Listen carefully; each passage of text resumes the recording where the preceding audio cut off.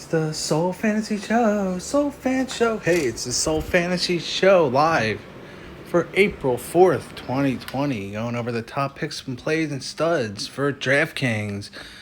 There doesn't seem to be any Fanduel data today.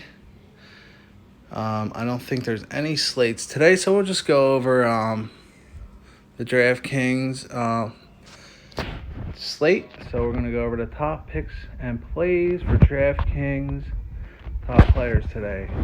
So right on top we have Zach LaVine. He's extremely expensive. He's 11-2 on DraftKings. There's a possibility of 60% 28% chance to get 45 to 60.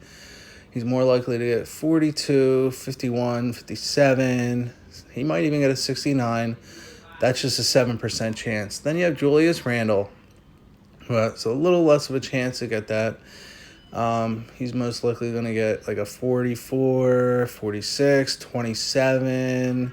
So I'm not really interested in paying that kind of price, but I mean, there's not a lot to choose from. You got New York versus Chicago. So there's Lar Makinen is 9-4. Believe it or not, that high price is correct. He's 9-4. He has a 30% chance to get 45 fantasy points. So today you're just going to have to, look at this. Kobe White, 8-6. He could get 38, 31. He could get a 13. He could get a 9, 8. He could get 18. He could get a 50. You don't know. That's why he's priced high up. Most likely he's going to get 30 to 40 fantasy points. But he could get a 9 or he could get a 50. So that's just how the Sims work. Got RJ Barrett. 34% chance to get 30 to 45. Bobby Portis, Thad Young, he's 6'8". We'll just show you them. You can pause the video if you want to look at this. Wendell Carter Jr., he has less data. We have Mitchell Robinson, Peyton Dunn. Now, then you're going to have to think what low guys you're going to have to put in there. You got to put somebody in there. And you're going to have a captain spot. So there's Kevin Knox. He could get you a 25. He could get 35.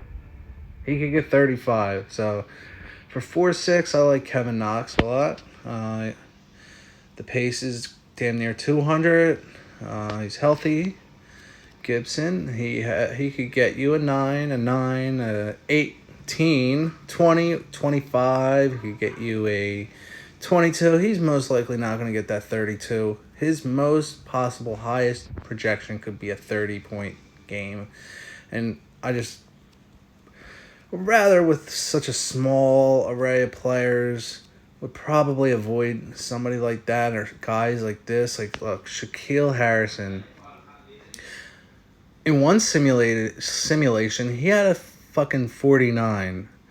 He also had a 45. Damn, for $1,000, I mean, it says a 0% chance gets 60, but 45 to 60, it seems like it's coming up more often than not that he's getting a high amount of high projection. Okay, so these guys, but then guys like down there. So Shaquille Harrison could be a sleeper you could fall upon. Luke Cornett has been in people's pools before. He might get 15 to 20 fantasy points. But for this price, if you want to go with one of these studs, obviously most people are going to probably fall on Zach LaVine at some point and Julius Randle at some point. I just don't like Julius Randle's price.